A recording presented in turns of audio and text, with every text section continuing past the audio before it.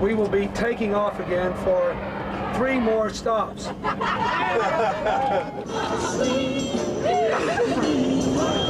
I'm taking picture. Introducing our president. Ladies and gentlemen. You've been part of something special in my life.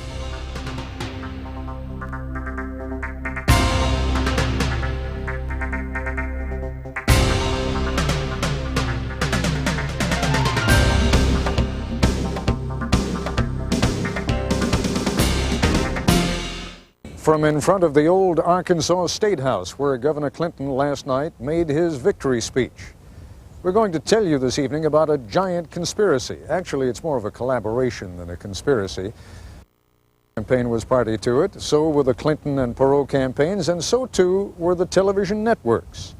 Essentially, in fact, only you, the voters, were left out, which indeed is how it was intended. By last Saturday, Governor Clinton has told me he effectively knew that he was going to win. It's safe to assume that the same polling data that was available to Governor Clinton was also available to President Bush and Mr. Perot. But the Democrats didn't want their supporters becoming overconfident, just as the White House and the Perot campaign didn't want their supporters becoming discouraged. The networks, meanwhile, have been bombarded by criticism in years past that we have disenfranchised voters by predicting elections before the process is completed. So now, all of us, candidates, campaign staff, pollsters, reporters, all of us act as though we don't know. But behind the scenes, as you'll see later in this program, it's a different story. For the past 72 hours, we've been afforded extraordinary access to Clinton campaign headquarters and to Governor Clinton himself, culminating in a final interview just about an hour ago, the first interview with the president-elect. So we begin our program tonight at the point that we joined the final campaign swing, in Philadelphia, very early Monday morning. Press, let's go. The longest day of Bill Clinton's campaign for president started before dawn, Monday. The first stop, a diner in Philadelphia. Thanks. It's the day before the election. Back at Clinton headquarters in Little Rock, campaign staffers are gearing up for what will be their last day in the war room. Thousands of people waiting for Clinton this morning outside of the Philly diner in the rain. Looks absolutely great on TV this morning. I have 9 cities to go, but remember, on the last day of this great campaign to change America, I started it in the city where America began much of its future, Philadelphia. Goodbye. I love you. The next stop, Cleveland. From the plane, Governor Clinton checks in with his staff at campaign headquarters in Little Rock. Are we still ahead in the poll in Arizona? It's tight, but it's possible. It is an emotional time for me. I'm very nervous. I'm very hopeful. I know it's not a done deal, and I get very nostalgic about my friend of 20 years, maybe being elected president of this country. In Cleveland, Clinton, hoarse from delivering too many speeches, addresses his second rally of the day. I have nearly lost my voice trying to give you a voice in Washington on Tuesday. Why is he talking? Because he can't help himself. The voice. The voice sounds all right this morning. Well, the voice is making remarkable comebacks at every landing, Yeah. you know, because it's very shaky. But it's okay. He's going to be fine. Enthusiastic crowds at a campaign rally are often an illusion. Most of them are generated by the campaigns themselves. Professionals depend on more reliable indicators. These are my lucky charm, these gloves. Got to keep my hands clean and pure so when I touch the victory. We were just talking at the other end of this thing with your partner, and you were kidding with me about it before. He is apparently now going to be wearing black gloves between now. Is that his latest? Yes, that's his latest. So do you want to? That's better than not changing his underwear. So do you want to show us what you've got here? Here we go. This is your... This is my Deguayo tie, the Mexican death song. The Mexican death sign. Which All is... right. And why are you wearing that tie? No prisoners, no mercy, no quarter. we don't want to coast into this, man. We just want to drive a stake through their heart. All right. Tell me what the point of this thing is. And when I say this thing, I mean 8 stops. Is it 8 stops or 9 stops? 9 stops between now and tomorrow morning at this time. We generally do it because, again, the candidate is too wired to sleep usually. The staff is usually wired. And also you do have the benefit of firing people up. Then it's back on the plane. The subject on everyone's mind, Clinton's lead in the polls. CNN has it at 8. ABC has it at 7. If you took all the polls that are out there, the NBC, our polls, CNN's polls, they'd all average out around 7 or 8 points. I think you could be fairly comfortable with that. Children shouldn't play with matches. Media people shouldn't play with polls. They're dangerous things. They blow up in your face. One of the things that has struck all of us in this campaign is the importance of a candidate trip into a state. There is an immediate effect. 2 points, maybe even 3 points in some cases. So, it's almost like a football game. Who gets the ball last can make a difference. And that can turn a narrow defeat into a narrow victory. Another stop, another rally, the third of the day, this time in Detroit. How do you do it? Must be really fatigued. It's the last lap, man.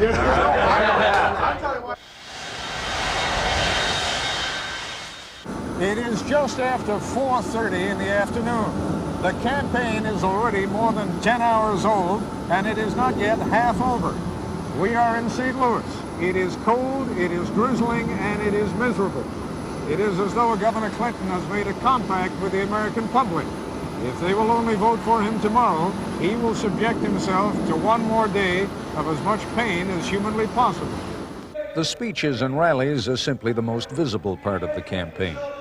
As reporters covering Clinton's final effort file their stories, the candidate has not a moment to himself. First, he is interviewed by Tom Brokaw in New York.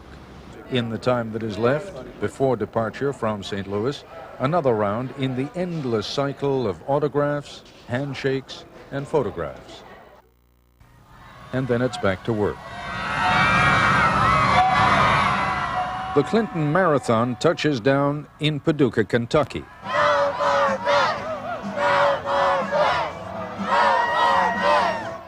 This is the 5th stop I have made today.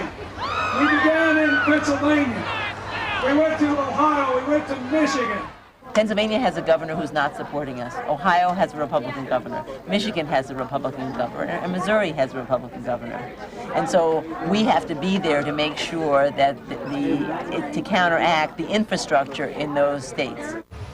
By this time, almost everyone is having a hard time focusing. The media is bored by the repetitive speeches, and everyone is showing fatigue, except Bill Clinton. It's an interesting thing. I had a little last-minute campaign argument with my staff about whether to come here? Yeah, because they said, but it's not a big media market. I said, you don't understand. Wendell Ford and Bretton Jones said we have to go there because we've not been there, and we can carry Kentucky if we do. And it touches southern Illinois, where we're strong, Tennessee, it touches Indiana, it touches Missouri, even, and it's multi-state impact. It's the biggest crowd we've had today, I think. Not only that, but behind those lights, I don't know if you can see them, there's just one satellite truck after another and one dish after another. Oh yeah, we got all the media from all these states. It was great. It's great. Back on the plane and energized by his reception, Clinton calls the war room for a little "I told you so" with his advisors, who had urged him to pass over Paducah. They're too nervous for that. Hey, Governor!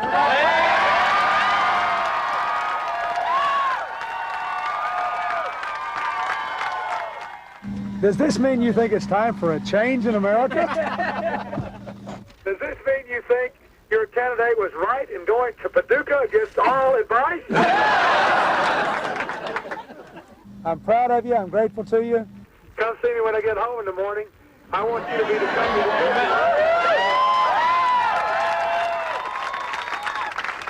Thank you all. We're going to McAllen. Good night.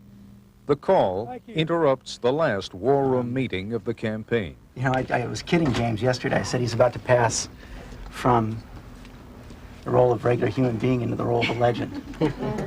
And I think he really deserves it. Because probably for the first time in a generation tomorrow, we're going to win. And that means that more people are going to have better jobs. People are going to pay a little less for health care, get better care. And more kids are going to go to better schools. So thanks.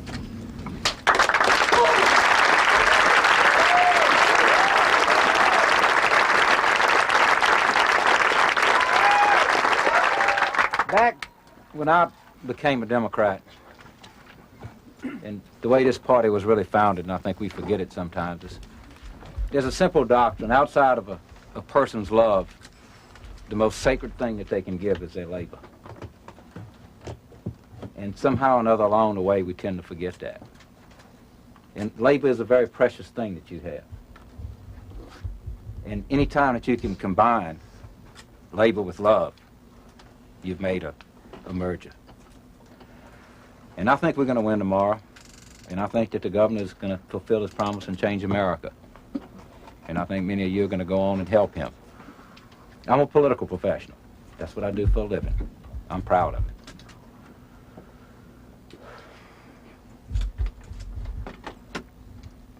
We changed the way campaigns are run. And people are going to tell you you're lucky. You're not. Ben Hogan said golf is a game of luck. The more I practice, the luckier I get. The harder you work, the luckier you are. I was 33 years old before I ever went to Washington, New York.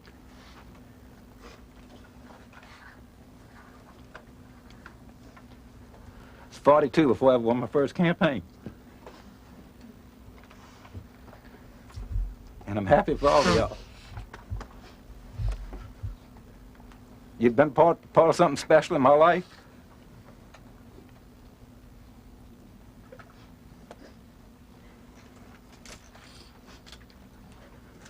Now, never forget what y'all have done. Thank you.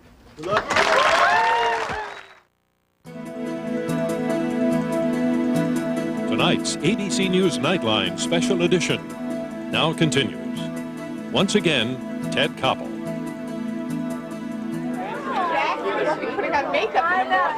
Inside the war room of Clinton-Gore campaign headquarters in Little Rock, staff members are winding the campaign down, preparing to celebrate an anticipated victory. The candidate himself is flying through the night on this leg from Paducah, Kentucky to McAllen, Texas. Governor, when I told you they were cracking out the champagne, you were gonna warn them not to do that, weren't you? Bet. Why? Nobody's voted yet except in Texas and Colorado, and where they have in absentees. We got 4 more stops to make, and then they all need to be alert tomorrow because we got our get out the vote operation. We've worked very hard to be extremely well organized, especially in the areas that Democrats normally do well, where we've got a lot of Republican and independent support. And they can celebrate tomorrow night if it works out all right. You're almost afraid to believe it at this point, aren't you?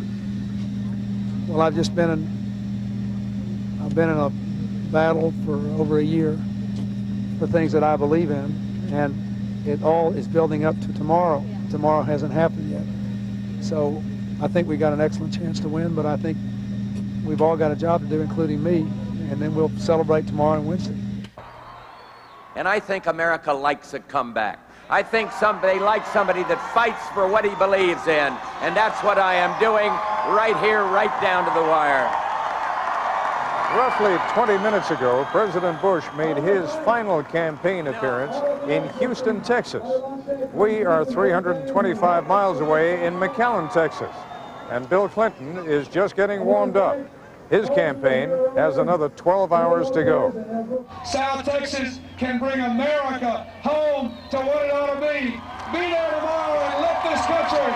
Thank you, and God bless you all.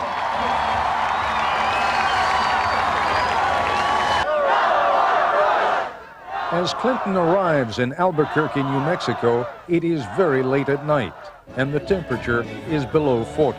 I don't know whether you guys know it, but it's 3:15 in the morning. What are you doing? What are you doing out here? We're here to see the next president.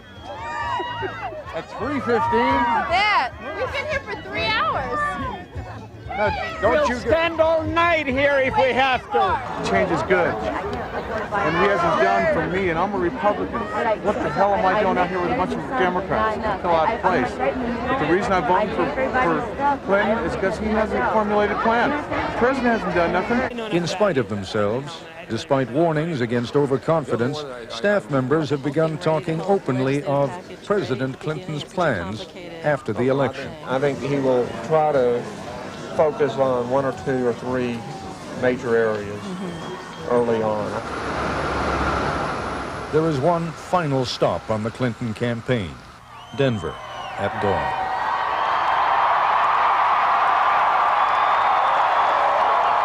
I mean, I thought about it for a moment last night when we were playing cards, and looking at him, thinking, even though we're sitting there as, I don't want to be presumptuous, but sort of as friends and playing cards, this guy's ready to be the leader of the free world. That's an awesome thing. I believe this morning that Coloradans will go to the polls and vote for opportunity, for community, for the hope of a new America, for the belief that we can make things better, for the conviction that it is our responsibility to do it. I think you will. I need you. Be there, and tonight we will celebrate a new future for the greatest country in the history of the human race. Thank you, and God bless you all. It's going to be all right. I think we could actually come out of this on the right side for once. You bet. It's done. It's done. We're finished.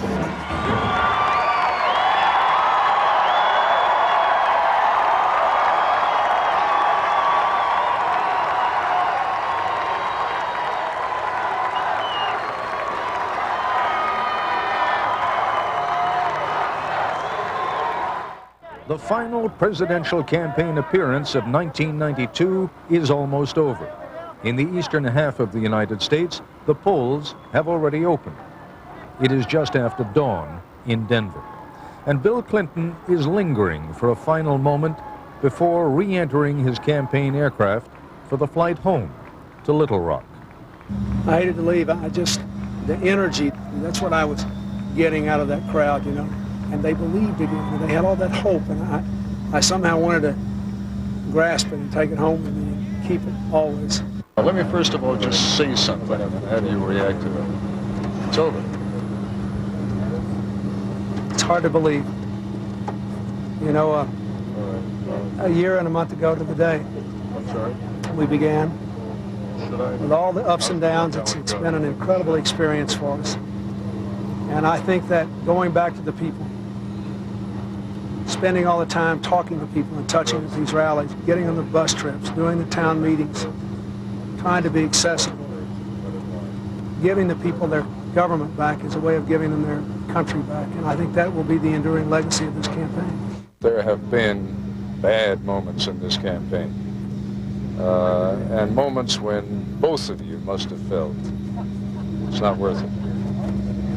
We never felt that way. Really? Never. Even at the darkest moments? Never. And partly because we both knew each other very well, and we both knew that the only thing that could possibly derail us or this campaign was giving in to things that weren't true. And so part of what motivated us day in and day out was the conviction that Bill started this campaign with, which was that it was really worth fighting to try to accomplish what he has laid out. Whatever little fragment of privacy you've still had over this past year, if this is a successful day for you, is gone. Well, I just don't buy that. I guess I have to say, I think that part of the challenge is to make politics attractive to all kinds of people again, and part of that is, for me, making it possible for people to feel like they can be real people with real lives and raise their children in appropriate manners and relate to people in a personal way and not give that up because they want to serve this country, whether it's president or anything else. I don't know of any president or first lady over the last 20, 30 years who's been able to live that kind of life. There is this sense that we've gotten out of all these town meetings and all these bus trips. People keep calling us and say, please keep doing this, please keep coming out, please keep finding ways to relate to people. I mean, I think they have a lot of sympathy with any president about how easy it is to get isolated behind the walls of the White House, which are more walled than they were 10 years ago. The walls of Camp David, the walls of Air Force One, you know, the walls of all the security that surround you, and they do a wonderful job. And, you know, it's a crazy world out there. We need them, but we've got to find a way to cut through that isolation that I think undermines the ability of a leader to connect to the people. I mean, the American people know instinctively we did not develop these problems we now have overnight. Therefore, they know if I win, I will not solve them overnight. What they want to know is that we're going in the right direction, we're listening to them, and they're involved in the process. And to do that, you've really got to try to slice through this alienation and isolation so many of them feel from the president. Just one more question to you both, if I may. There will come a moment in the next few hours, and I remind you this program doesn't go on until tomorrow night, but there will come a moment in the next few hours when you stop being Governor Clinton and either become another one on the long list of Democratic has-beens from George McGovern to Mike Dukakis, or you become President-elect of the United States. Has that moment hit you yet? No. But whatever happens, I will thank God for the chance to have done this, to fight for what I believe in. I will be thankful to the American people for giving me more than a fair hearing. I will be thankful to the legions of my old friends and new friends who stood up for us all along the way. And whatever happens, I feel very much at peace. Even Governor Clinton, not renowned for his humor, gets a little giddy. By a nearly unanimous vote of those of us in the front, we will be taking off again for 3 more stops. We have not yet been to, it will be a little awkward. We're going to the A's that we missed. We're going to Alabama, then we're going to go to Arizona, and we're going to make one quick stop in Nome before coming home, finally to give you a rest. Thank you, and take a quick nap. You'll need it before the day's over. Thank you very much. Elvis lives.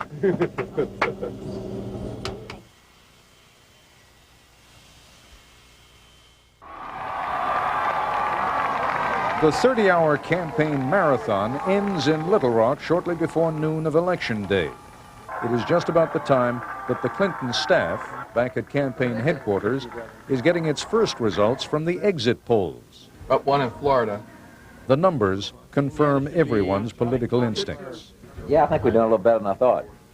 The buzz is like a current racing through the building. We're showing 49 Clinton, 38 Bush, 14 Perot, 11 points. State like New Jersey, that's a nail in George Bush's box. Out at the airport, Paul Begala is a little shy about admitting his next assignment. I remind him that this program won't be on until after the election. At some point today, but flying back here, the governor had a lot of pretty interesting thoughts about what he wants to do with the speech tonight. I'm going to get with our speechwriters and policy people, political people. By the time Governor Clinton takes his daughter Chelsea into the voting booth, he and his staff already know that they have won. Is it over? Okay, hold on. The economy. As the afternoon wears on, television news organizations, acutely conscious of criticism that they have discouraged voters across the country by announcing results before the polls have closed, newscasters are telling their audiences a lot less than they know. 53. But behind the scenes, reporters and campaign staffs routinely trade information on what their respective polls show. 49-30. Indiana, you're behind by 4, 39-43. By 5 o'clock, it is already pretty clear who has won or lost which states, and roughly what the final figures will be. They're calling. Computer's calling it. They've got enough of a field to call Michigan. Where was Michigan? Where was Ohio? Okay. Have you adjusted to the notion yet there is that magical transformation that takes place when a guy stops being a candidate and starts being the president-elect? Not even close to adjusting. It doesn't compute to me at all. But you're... I mean, he is still Bill. and we still have meetings here in this little office in Arkansas, and the idea that this is a landslide and he's going to be president, and it does not, I can't quite fathom it. It's little by little, the more I hear the numbers and I watch it on television, it's beginning to sink in, but it's going to take me a while. He may have to be the day he puts his hand on the Bible and says, I'm ready. It's both superstition and strategy. Just don't think beyond election day. We literally stop ourselves from having, I mean, how many dinners, I mean, we all have dinner together every day. How many dinners have we been out to where somebody starts thinking past November 3rd and, you know, what'll happen if this, or who will have what job, and literally it doesn't take us 60 seconds for everybody to, don't say it, we're too superstitious. Now he is, well, will very shortly be the president-elect. I mean, you know that. Now it's simply a formality. Right. Can you see him that way yet? No. I mean, it's hard. It's different. I never called him Bill. I always called him Governor, but I was sitting on the couch an hour ago, and I don't know what to call him when he calls. And I was really, like you say, Mr. President? The Clinton campaign has been something of a children's crusade. Many top staffers are in their late 20s and early 30s. Mickey Cantor, a close friend of Bill Clinton's for 14 years, is a contemporary of the governor's. He has been the campaign chairman, but he too realizes that things will now be different. It'll be a new thing for a lot of us who are close to him, but I think it will be different. Did you start calling by his first name? I won't, no, not anymore. He's President-elect Clinton as far as I'm concerned. I'm scared. I think it's a little bit like, I'm kind of scared to see him the first time. I mean, my only other experience has been with governors and senators. I mean, I know that once someone gets elected, the relationship changes. It's inevitable. I have no idea what it's going to be like when you see somebody in the president-elect. I mean, I've never talked to a president. James Carville is a warrior, a mercenary, a political hitman for hire. But he also operates by a rigid code of honor and is enormously proud of the fact that Mary Matalin, the woman he loves, who is a political strategist for President Bush, operates by the same code. James, I'm going to ask you a very personal question, and while I don't know you well, I know you well enough to know that if you don't want to answer it, you'll just tell me to shove it up my nose. How does Mary feel today? Well, I mean, I think she's hurting. I mean, who wouldn't be? She's, you know, they got a lot of rats over there that left the ship. She was not one. I mean, I'm real proud of her. I would say that to anybody. I mean, there were a lot of people over there that jumped. She never did. I mean, you know, she fought her heart out. I think she fought her heart out. I think Tory Clark fought her heart out. I think Lynn Martin acquitted herself well. I think there's a lot of people over there that's been around too long. But I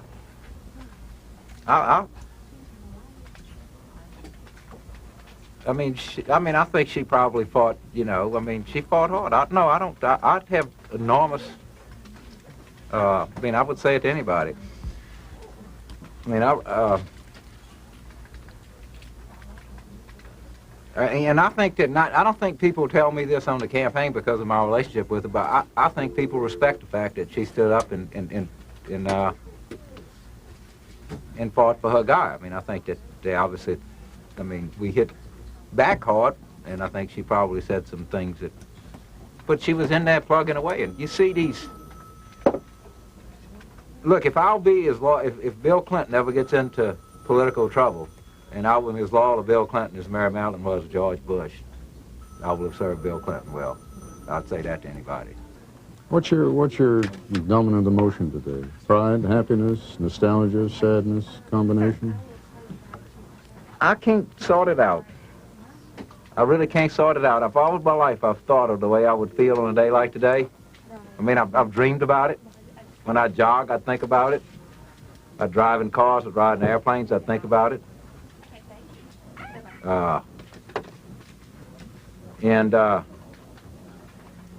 It sounds stupid, but I just really don't know what I think. I really hadn't got it all. I think that the thing, I'm really happy for the government, or the president-elect, I guess I should say. It's kind of sad when something like this is over, isn't it? it worked out better than you could possibly have dreamed. I have never been in a campaign that at some point, maybe, 24 to 48 hours of the campaign, I didn't break down to the thought of it being over. I mean, the emotional ties are too great. And it's severed. I mean, it's gone. It's all different right now. It's just, it's so immediate. When it's over, it is like over. Boom. I mean, you go and you have a couple drinks, you tell some stories, and that kind of stuff, and remember what happened in New Hampshire when we were here, and this happened there. But it's like, boom, it's gone, done, behind. This will be, I'll get to go pontificate and go to seminars, and, big schools and stuff like that, and be a great citizen, and, and that'll be fun. I mean, I look forward to it, but you're never going to come back. There's never going to be another war up. There's never going to be the sort of electricity. I'm never going to walk in a place like this again.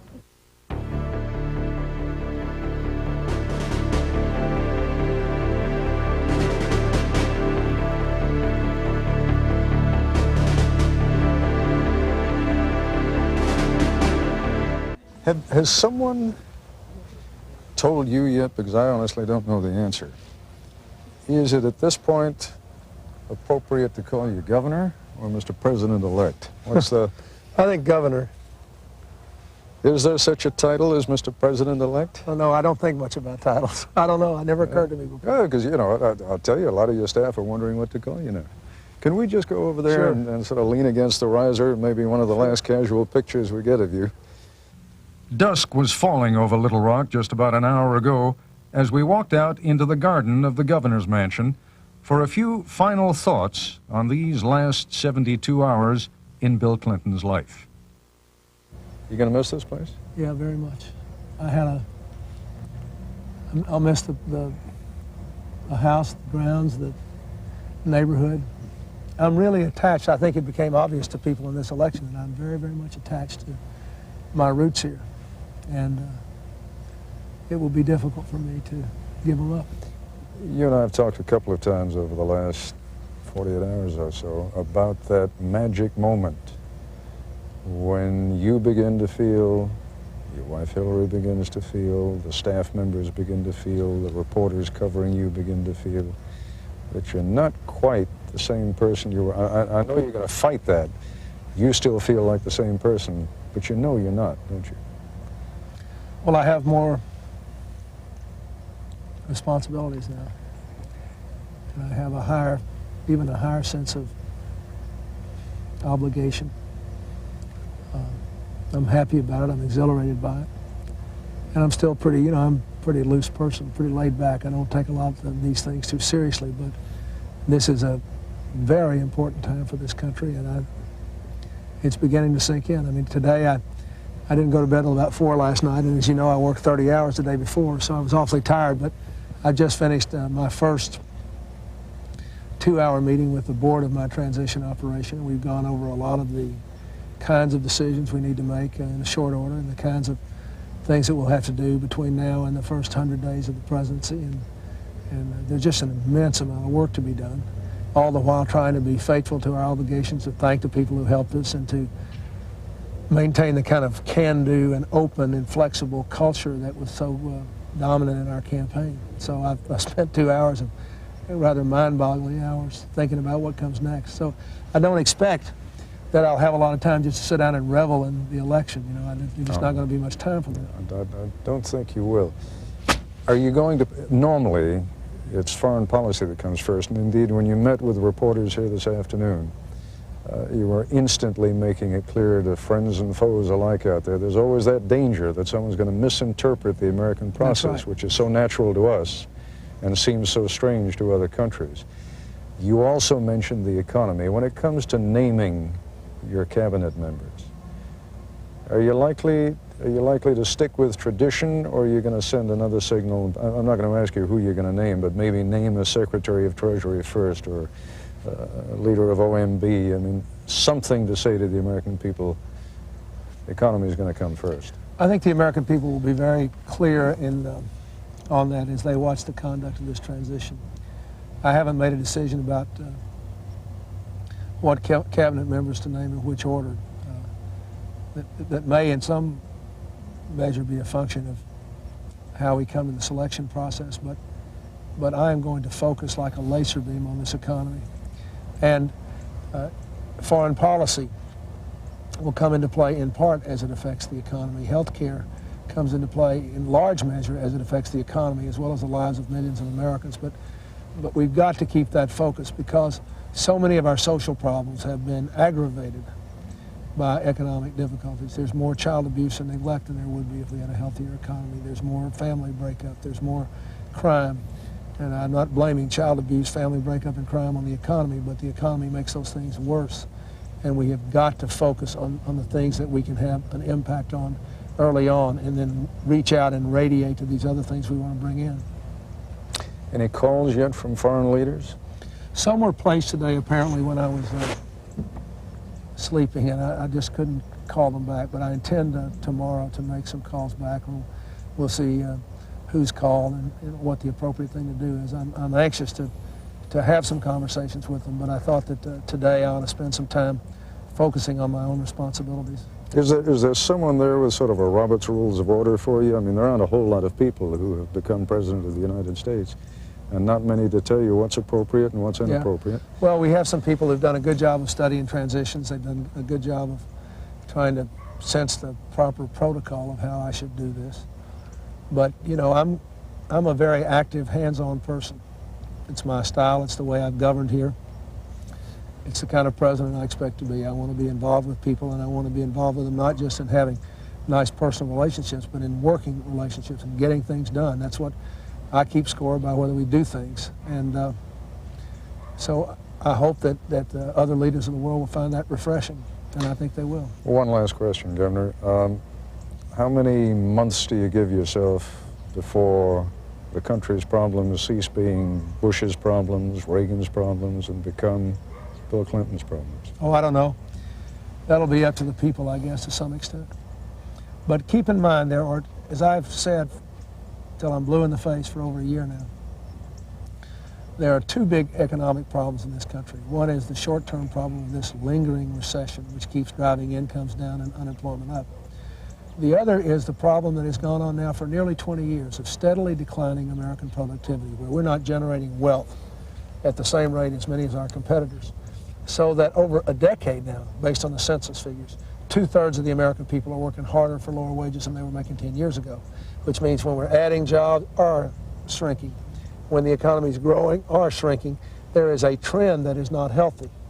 And in order for us to really recover the American dream for all these millions of young people who voted for me and for others out there, but whose whole life is before them, we have got to turn around a trend that is of more than a decade of duration that was very, very pronounced in the last 10 years. So my immediate job, yes, is to get us out of this recession, but to do it with a long-term strategy that will lead to real income growth so that you won't have people 10 years from now working longer work weeks for lower wages than they were making 10 years ago, which is precisely what has happened in the last 10 years. Through administration after administration after administration, we have ignored those things which we have to do to get growth rates up. Governor, thank you very much. Incidentally, has anyone told you in the last couple of days, you look different than you did 2 days ago? You think so? Well, I've aged 10 years. I've aged 10 years. Thank you. I wish you good luck. Thank you very much, Tim. Thank you, sir. Thank you. We close where we began, outside the old Arkansas State House, where Governor Clinton gave his victory speech last night. There is something stunningly and uniquely American about the way that political power transfers under our system. Not quite painless, but bloodless, without violence, and with a completeness that is not present even in countries very similar to our own, like Great Britain. There, a former prime minister usually remains in Parliament and frequently continues to lead his or her party. When our presidents are out, they're out. And the new president begins the transition process that will put all the powerful instruments and levers of that office into his hands. Roughly 60% of the public would have preferred it otherwise, but those are the rules, and everybody abides by them. Thank you for watching. I'll be back later this evening on Nightline. I'm Ted Koppel in Little Rock. Good evening.